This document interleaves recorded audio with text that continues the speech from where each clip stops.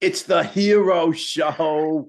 Welcome to the Hero Show, everybody, where every week we seek inspiration from great men and women to become the heroes and heroines of our own lives.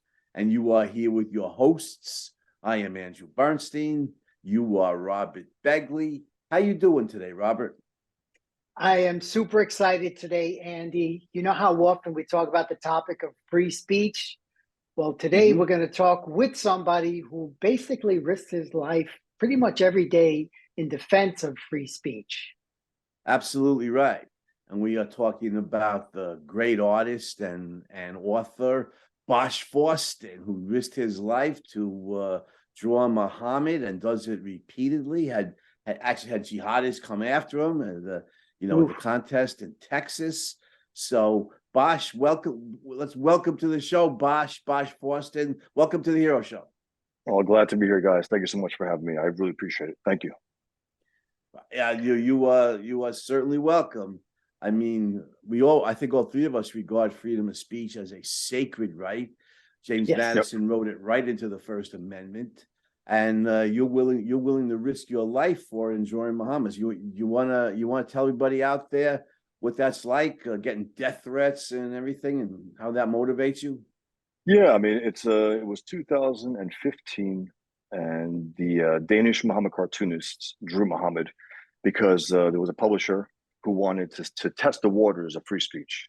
So there was a writer looking for artists who would be willing to draw Muhammad, and so few were willing to do it that they sent a feeler out there. Hey guys, would anybody be interested in drawing Muhammad? And a number of them did. And then, of course, the Islamic world heard of it, found out about it, and they started to spread the cartoons across the Middle East, across the Western world. And what they did was they added a few more cartoons, ones that were a little more extreme than the other ones as far as they were concerned. They had Muhammad having sex with a dog and maybe with a girl and this and that. So they just wanted to up the ante. And that was when I first decided to draw Muhammad. Now, I was raised Muslim. I never knew about the prohibition of drawing Muhammad. At least we were considered, I guess, the Sunni Muslims, the Sunni branch of Islam, and instead of the Shiites, because the Shiites had drawn Muhammad for hundreds of years. No one really mentions that. They keep that quiet because they want to keep this prohibition on the West and themselves. I didn't know that, but I didn't know that the Shiites were drawing Me neither. Muhammad. Hundreds of years painting the cross history of Muhammad. They were less devout on that aspect in terms of seeing him as some kind of being beyond, looking at, less of an idol, let's say. And they leave that part out because the modern version of this is, to Westerners, you better not draw him. It doesn't matter if our fellow Shiites and all that were drawing him, you can't. So it's all about flexing their muscles post 9/11 on the West. That's really what it is about. It's not about any kind of prohibition, at least according to the Shiites. But then I started to draw him. I said, you know what? Artists are being threatened with murder for drawing cartoons. Absolutely not. Not on my watch. Not as a person who loves free speech, who loves drawing, who loves to express myself. So I started drawing Muhammad then. And the death threats began to trickle in a little here and there, a little more every so often. And then it was a number of years later when Charlie Hebdo, they had their offices firebombed first. I think it was 2012. Their offices were firebombed by some Muslims, and they responded strongly. They said, "Look, we're going to keep doing," and they were leftists.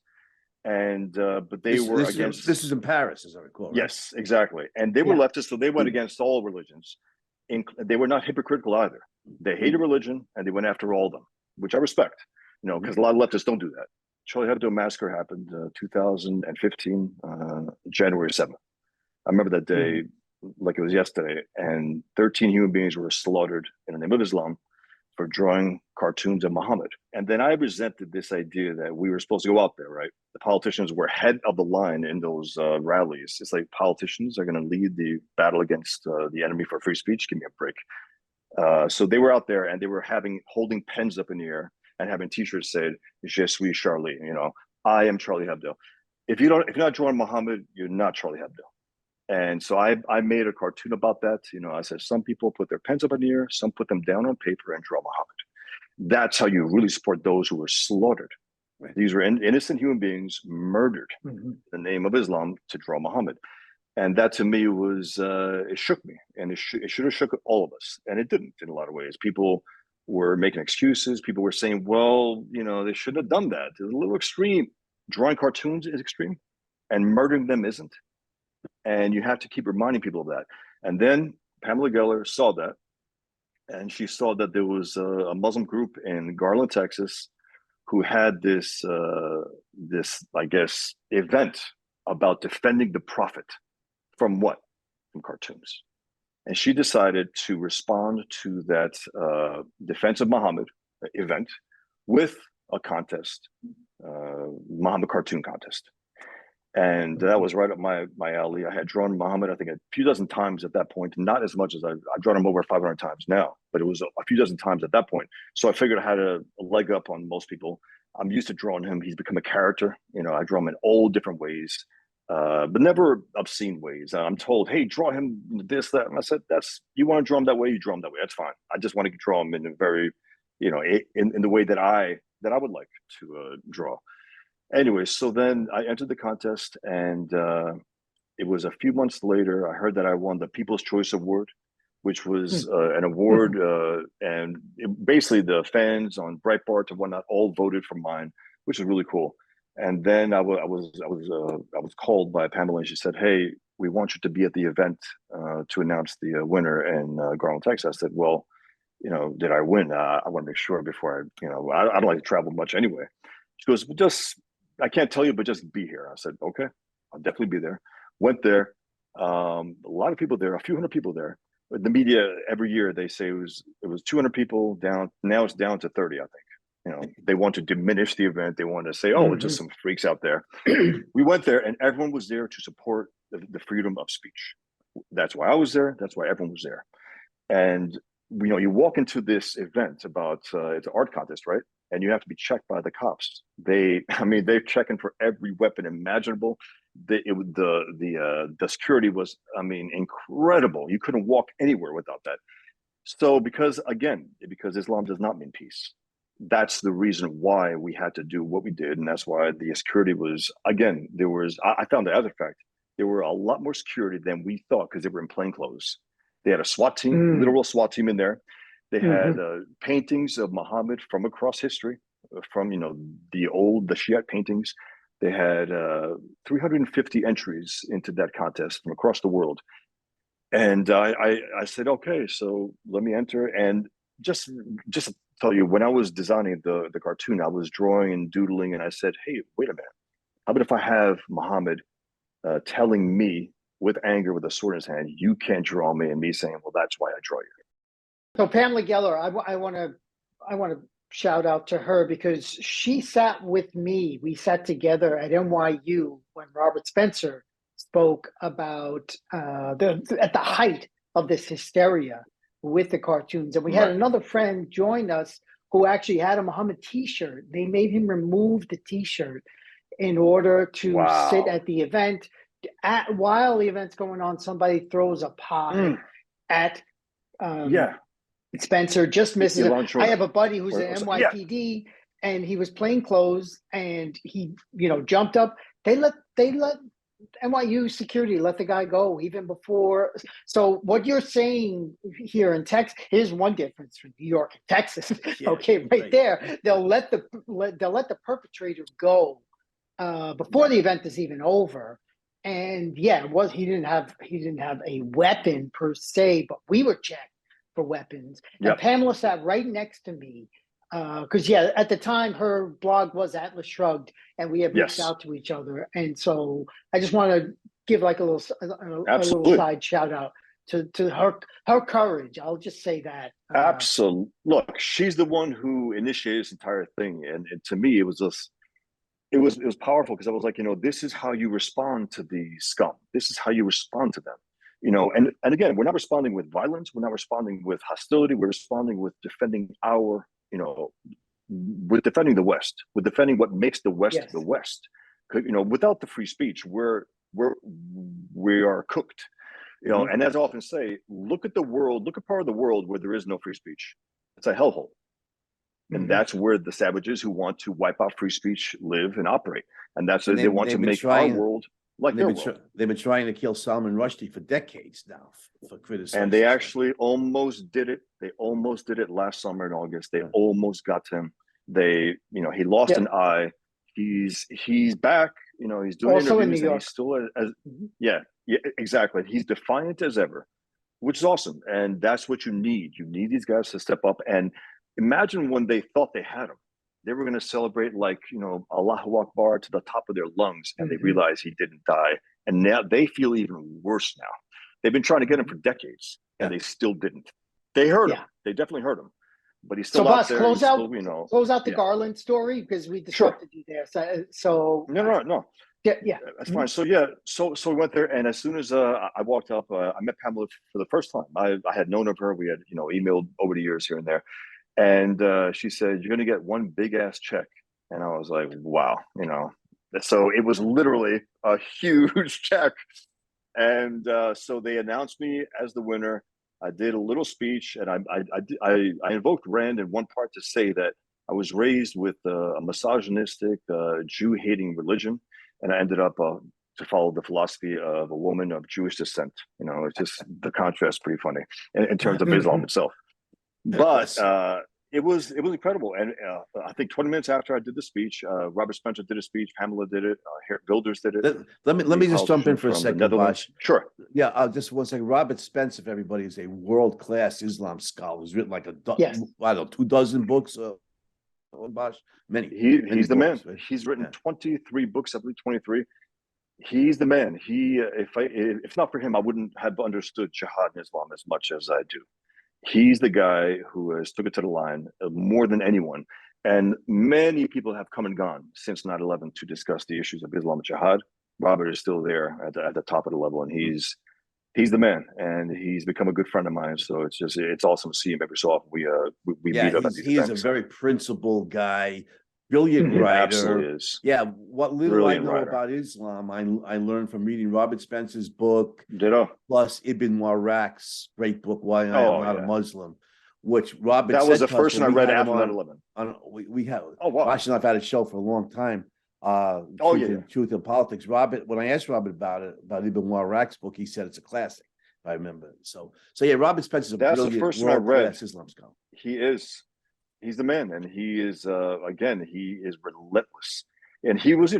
Again, we all were targeted at that event. Now, I wasn't targeted personally. People said, "Oh, they were trying to assassinate you." I said, "No, they didn't know about me. They just knew that there was an event, the Muhammad cartoon contest, and that's it. So they didn't know me, but they came to kill us all." And so we're there within 20 minutes after the speech. A friend of mine tells me, "Hey, there was a gunshots outside, so we're all being told." I said, "Wait a minute." And this is how, I guess, ridiculous that was. I said, I have a flight to catch. I want to get back home. He goes, whoa. We got to get in the back, man. This is serious. I said, of course. So we went in the back. We were there for a few hours, and we heard that one of the guards, who was plainclothes, who I got to become friendly with, he was he also he was guarding me during an event in New York City for a Fox News event with John Stossel. Good guy. He ended up dying, a heart attack, after terrible. But anyway, he told me, he said, "Hey, I just want to let you know," because he said, "You're the artist?" I said, "Yeah." He goes, "You're the one." He goes, "There were two guys who came in, two jihadists who came in and tried to kill us, and they got their heads blown off." And I had this intense fist, because I was like, those bastards came to murder us and got their heads blown off. I mean, that is justice beyond belief. The only ones who died were the two guys who came to kill us. Right. That's justice. And I think when we finally got to, because we had no phone, there was nothing working at that point. When I was able to tweet, I said, they came to kill us and died for it, justice. And some newspapers had that as a title, but they had it as a title to insult me. Say, "Do you believe what he said?" It's like, yeah, I said that about would-be murderers. That's what I said about them, because they wanted to murder innocents, and they took exception to that. But the post response to me was pretty horrific, because we were vilified. Me, Pamela, Robert, others here at Builders, we were vilified as monsters who were bringing on our own deaths. Like we were dying to die in the name of free speech. Like, Hey, you guys are I want to live to be. Islamophobes. You Islamophobes and racist, right? We were called it. Yeah, we were called every name in the book, and they strategically, left out the idea that I came from a Muslim background, because that gives me a little, cred from even from their perspective, because it's a lived experience. I have quote unquote lived experience, but when it comes to those on the other side, they say don't acknowledge that. But the SPLC listed me as a one-man hate group. This is not a joke. They had Southern hate Poverty, groups, quote unquote. The legal Law counsel, Center. is that what it is? Yeah. The evil SPLC, because they some of their supporters have ended up being terrorists, literally terrorists. They have since lost credibility, which is good. They've lost a lot of money. One of the guys had to resign, some corrupt guy from some scandal.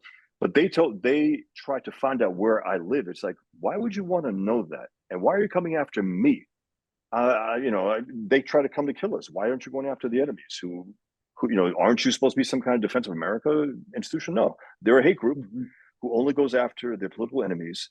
And so they listed me as a hate group, which shocked me. And I laughed it off at the time. But I probably could have sued them, because Majid Nawaz got the same thing, and he sued them and won $3 million. So I was like, in retrospect, I was like, yeah, I probably could have sued them. But it's just not my instinct to say, that's a bigger check than you got at Garland. So I would absolutely. I would actually go for Yeah. So I didn't even think about those lines. But I won 12,500. Just for record, just to let you know how cool Pamela was. For the People's Choice Award, I was supposed to get 2,500, and if it was a separate winner, then they get only the 10,000. But she said, you know what? Since you won both, you'll get both. That wasn't supposed to be the case. So that was really appreciated by me, because I was like, wow. Yeah, and I've been drawing him for years anyway, so I might as well make a little money off it. And I got a lot of grief, but I don't regret it for 1 second at all. Whatever has happened to my life, and my life has been changed. Let me just say that, pretty much flipped to what it was at the time. First of all, thank you for sharing that. Certainly gives credibility to the expression "you don't mess with Texas." So they found out the right way. And one of the points, couple of points I just want for our listeners, we want to hear Bosch's story. And one of my questions that I was going to have is, or do have, is the difference between freedom of speech and freedom of action here. Right. And another thing, we definitely want to save some time. You have a real impressive question, which will totally shift gears, about the hero show, and would your heroes admire you? So we're going to bring that up after. But for now, let's go to this distinction between freedom of speech and freedom of action. Well, that's the thing. After Garland, I remember some libertarians try to come to me and try to make the case that, hey, man, that's free speech too. Threatening to kill you, that's just free speech. Don't worry about it. And it's like, you get thousands of death threats, which I literally got. You get that, and then tell me that. Because that right there, when they say and this is, I don't want to get into profanity here, but they say, I'm gonna rape you, and I'm gonna cut your head off. And Islam is a religion of peace. They literally said this. I have a book called Peaceful Death Threats. It's two volumes so far, where I have the thousands of death threats in that I've gotten. And it's interesting also. I only got those thousands of death threats after Garland got, maybe a few hundred here and there that trickled in. I got thousands of death threats after I was announced as the judge for a new Muhammad cartoon contest in 2018 in Europe. I was going to speak at The Hague, and I was going to deliver a speech on free speech, draw Muhammad in the middle of my speech, as I did in a college in Maryland once. It was only one time they invited me, but I offered myself. I said, look, I want to draw Muhammad in the middle of the speech to show you I am doing a simple act of a man drawing a cartoon. I'm not doing this revolutionary act. It's a simple damn drawing, regardless of the reaction. The reaction to me doesn't make it greater than what it is. It's just a man drawing a cartoon. That's the way I see it. And that's why when people, I often say this, and it's a little embarrassing, some of the praise I get in terms of heroism. And I don't downplay the idea that I love heroes, and I love to, I would love to live up to the ideals that I believe in. At the same time, just because most of my peers are cowards doesn't make me a hero in that sense, because 95% of cartoonists would never dare draw Muhammad. And I've been drawing Muhammad for 18 years. I'm still here. I'm talking to you guys. I'm alive and well. It is risky. but it's not a death sentence. And they try to make it seem as if it's a death sentence. And also those who would say that, say, hey, I wouldn't draw because I'll be killed. I said, so you understand what we're facing? Well, I'm not. I said, no, so you understand what we're facing. At least by your fear, you understand what we're facing, but not even willing to admit that. Anyway, the point is that some libertarians were telling me that in terms of the freedom of action, it said, look, they can, and I think they got to the point almost where they were saying that they can do anything. I said, you libertarians really piss me off. I said, you guys just don't understand the concept of free speech. I said, once you say you're going to murder someone, it goes out of the bounds of free speech. To me, that's not free speech. That goes out of the bounds of free speech towards the possibility of action. And because Muslims are more prone than any other group to act on those threats, that makes it a particular threat. That's why. So yeah, you can't do anything. People, they say you could do anything you want in America. No, you can't. No, you can't. Free of hurting others, free of this and that. Sure. Outside of that, no. Once you step over the line of threatening others and acting on that, that is beyond free speech. Free speech is words, right? It's cartoons. Yeah. So I want to jump in here for a second, Bosch. Please. Because very often any number of heroes don't regard themselves as heroes. They just see themselves as doing their jobs, and doing the right, and such. But we can regard them as heroes. And I certainly, regard you as a hero for several reasons. You're risking, not just risking your life, but you're risking your life for a sacred principle. The principle of free speech is, as you pointed out eloquently before, is what distinguishes the civilized countries from the barbaric ones. So you're standing up for a sacred principle, and I think it would be heroic even if you were just getting insults from the left. Oh, you're Islamophobe, you're racist, and you're willing to tolerate that. But getting death threats and guys actually coming to kill you, I mean, yeah, that's real courage in support of sacred moral principles. So I appreciate it, and it's just and I almost want to I guess stay with the idea. Why does it make me uncomfortable? Why does it make other people uncomfortable? Why is it this whole idea? I think it's just a point that again, I see myself as a cartoonist. I see myself as someone who. Why didn't we all rally around post 2005? Why didn't we all rally around post Charlie Hebdo massacre? And Marvel and DC Comics get together and say, you know what? They've made benefit comics for years, right? About Africa, about the starvation, about all the. Okay, here's one example. There was that horrific massacre in the Pulse nightclub in Florida. It was a gay club. The Muslim goes in there. He murders close to 60 people. Just slaughtered them for being gay. And whatever background he had, I don't know, repressed homosexual, I don't know. But the fact is, he slaughtered people in the name of Islam. And I remember there was a publisher, I think it was DC Comics and IDW. They got together and had a book called Love is Love.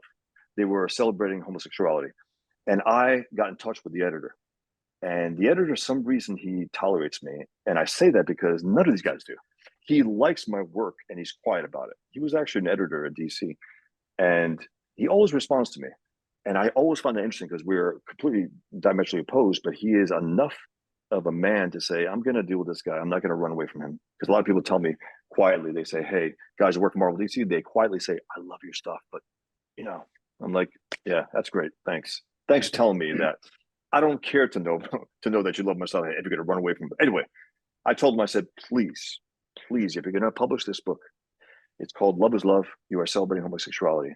I said, this was a monstrous attack on individuals who were homosexuals. On the basis of their homosexuality, he murdered them for it. At least, please give me one page in that book to say hate is hate and mention why those people were slaughtered. You guys are going to celebrate homosexuality? I said, that's not really the response that you need to this horror. I said, what you need is an acknowledgement of it, at least by one person, me. And he says, I'll get back to you. And, he said, I'll mention it to the guys. And I didn't expect him to do it, but at least to make my word stated, because I thought it was important enough to say, at least one individual in there would say, let's, appreciate the fact that these people were slaughtered by an evil scumbag because of who they were. And that's not how you respond to that. So that's another issue of the world we live in, and how much cowardice is in it, because that's the thing. It's like, again, we should have rallied and we didn't as a people, as a West. And that Yeah, really Bosch, pissed me off. thank you for that. I got to admit, I'm actually in Orlando, and there's no long-term repercussions of that action. We still hear about it, but here is where the primacy of philosophy comes in, because as you mentioned, we are Charlie Hebdo and all the politicians, we know what a short-term photo op means, and then we know what you are doing, and Pam, Robert Spencer, are doing is long-term. You see the long-term, and if we quote Ayn Rand, she says, "I'm not brave enough to be a coward. I see the consequences too clearly." And Beautiful. that is a long-term vision, and that's something that I think is really important to this idea and this state that we're in. So understanding the primacy of philosophy in people's lives, long-term thinking, long-term, and then taking those actions, I think that's something to be admired. No, and Well let me put. piggyback. Let me Thank you. piggyback on that, Robert, because I say if good men don't stand up vehemently, to fight against evil, then it emboldens evil, and evil metastasizes. So I think you're right, Bosch. Our response to the censorship and the self-censorship that a lot of people impose on themselves because of Islam's threats is metastasizing. Notice now It is. the left in the United States, the government agencies, the FBI pressuring social media companies to suppress dissent to leftist orthodoxy, the attempt to establish a governance board on disinformation and homeland security. Correct. We see it metastasizing. If we don't stand up for freedom of speech, next the conservatives are gonna do. They're gonna want to force social media companies. Let's say your Facebook or whoever it is not being pushed by the government, to suppress conservatives. They're just doing it because they hate conservatives on their property. The conservatives are going to want to force Facebook and other social media companies to give conservatives equal time, and so on and so forth. So we have to stand up. First, we have to understand what it is. Absolutely. It's not censorship if some private company, our show got kicked off of YouTube right? After 5 episodes. After like 4 or 5 episodes. And I don't think the government was involved in that. So that's not censorship if a private company does. No. It's morally despicable, but it's not a violation of our rights. But when the government imposes, when the government forces or pressures private individuals or private companies to suppress dissenting voices, that's censorship. That's a big step towards totalitarianism, and all freedom lovers got to stand up and speak out against it, like absolutely. And also one thing, in terms of the response by the left, we know the left. I mean, they are nihilist. They hate America. They hate free speech. They hate all this. But the right was terrible in the face of the Garland Muhammad cartoon contest as well. None of them published the cartoon. T. West didn't Trump criticize you for it? He did, and directly in this sense, where Megyn Kelly had him on her show, and Megyn Kelly was probably the best Fox News host at that time talking about it. She was adamant that there was an issue of free speech. It was important. Her colleagues weren't so much interested. I was invited to be on every show, Hannity and CNN and NBC and ABC and all these channels. And I told them I said, okay, show my cartoon. I'll be on to discuss it. Oh, we can't do that. I said, then I can't come on. Why waste my time? I said, this is about the issue. Show the cartoon, show the enemy that we have no fear, show the enemy that we support the issue of free speech. Literally show the cartoon. And also by not showing a cartoon, they're almost saying it's too obscene to show. Like it's too horrific. It's a simple damn cartoon about free speech. You can't draw me. That's why I draw you. It's not to me, I'm not even like a hostile. I can draw. No. Yeah, that's why I draw you. And by the way, you could be much more extreme, realistically, Bosch. You could draw Muhammad having sex with a 9-year-old girl because he actually did that. Because he actually did Aisha that. was like 9 when he consummated their marriage. Now, sex with an animal is another matter, but sex with a 9-year-old girl, I mean, that's sanctioned in Islam. It is sanctioned. That's why they go on today. In the age of consent, the age of marriage, there is no. Well, first of all, there is no consent. They rape these young girls and they call it marriage. Right. But they can do that today, and they can point back at Muhammad's life, say, well, the man did that, the perfect man did that, so of course we can. But what we were saying right before in terms of, okay, the response. No conservative publication published the cartoons. TOS did, the Objective Standard did, another leftist, a leftist magazine did, and I respect them for it. I don't remember what it was. Like a small little newspaper in Ohio or somewhere did it. No conservatives did it. And that tells you also when it's metal, pedal to the metal, when it's the moment of truth, they also cower. And they will also quietly tell me they love Pigman and never talk about it, never review it. You know how hard it is for me to get my work out there on these big YouTube channels, right? They have the hundreds of thousands of followers, and they talk a big game about free speech and kicking the mainstream's butt and all this. They ignore me like the plague, and it's embarrassing because I'm like, we agree on so much, guys, that this is a major issue. And look, you don't have to have me on. I won't have to draw Muhammad on the air. Don't worry about that. But I wanted to discuss it. I want to tell you also that there is a comic book out there that takes on jihad. You guys are all about comic books, right? And movies and all that. Well, this is what I do. And I found an enemy that I couldn't even think.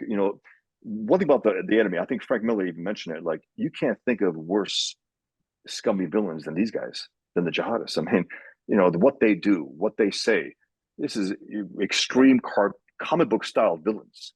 You want to tell everybody who Frank Miller is in case they don't know? Yeah, Frank Miller is the great writer artist for comic books. He did The Dark Knight Returns, which is Batman in his 50s, coming out of retirement and taking back Gotham from the scum. 10 years retired at that point. He did Sin City, about a crime-ridden town with the only good guys are criminals because they oppose the criminals in charge. Daredevil. I mean, he did a lot of stuff, but he's an all-time great. He's gotten weak over the years. He really has. I remember he was an adamant proponent of free speech for years until 2005. And that's not an exaggeration. That's not a joke. He never came out against the scum who tried to kill people. He never came out against those who killed Charlie Hebdo. And I called him out publicly for it. I've admired him for years. He's still an all-time great. Still one of the guys. His work was one of the reasons why I became a cartoonist. Him, Steve Ditko, Jack Kirby, John Romita Jr., Alex Toth. But Frank Miller was, to me, the guy who told the strongest stories in the most eloquent way in terms of stories. And his art was not as fine as the other artists, but he was all-time great. And he actually did a comic book called Holy Terror, which came out about 6 months after my Pigman comic, against jihad. But it was such a, how can I put it, not a strong work, badly drawn, and not going against the ideas as much as the physical threat. And again, applaud him for doing that, fine. But when he does an interview for that book and goes on MTV and goes on some Barnes Noble thing, said, I don't know squat about Islam, then why'd you write the book? Then why didn't you study the idea? Bosch, we're going to run out of time. Yeah, so why don't you tell people quickly about Pigman? And yeah, Robin, I see you have what you want to make too. Yeah, go ahead. Quick. Pigman, post 9/11, I knew I would respond to the threat with a superhero. I just knew it. I said, and I thought about Captain America. I said, impossible, Marvel would never let me do that. So I said, okay, what do Muslims really loathe? What do they hate? What do they fear? I said, the pig. I said, growing up, as a Muslim, my mother saw a pig on television, recoiled like in disgust. I said, well, that's what you do. I'm going to have a superhero, ex-Muslim superhero like me, dress in pigskin leather and go after the enemy. And as I put it, he exploits their bigotry. By the way, Pigman is great, everybody. Go to Bosch Fawstin's store. Why don't you give the web address and get some copies of Pigman? I have a new website, boschfawstin.com. And I'm slowly building it up now with some prints. I'm going to put all the books in there. It's not there yet, but it's slowly building up. I put my articles because Google wiped out the 14 years of blogs, of thousands of my posts. It is what it is overnight. But anyway, Pigman is what I think the enemy deserves. He's a ruthless fighter against evil. He knows the enemy inside out. He knows their language, literally. He speaks their language. And he understands the threat. But then I said, okay, that's fine and all, but I want to have some little more meat in there, ideologically speaking. So I created, like, as if there is a creator of Pigman, a cartoonist, and Pigman stories. So it's two stories within one. Twin brothers, based on me, my Muslim background, Albanian Muslim. One reverted to Islam. He became a born-again Muslim. One left Islam. He's a recovered Muslim. and it's a fun comic book. It gets a little deep, it gets a little violent, but it's something that I think should be out there. Yeah, I would strongly recommend it. Pigman is a principled hero against evil. Standing up for the good against evil. I love Pigman. And he's also a writer against jihad for years, based on Robert Spencer. And I told Robert, that's you. And I said, I know you're a little heavy, so don't take it personally, but that is you. And because Pigman has a gut. I mean, he's got to have a gut. He's got to eat a lot of bacon, right? He sure does. And he's a little past his prime, but he said, past my prime or not. No one's doing this, so let me go after him. Anyway, thanks. So let's transition here. The last point. Would your heroes admire you? Yeah. So Bosch, I mentioned one of my heroes in a prior episode that we covered, and it was a story with you and I.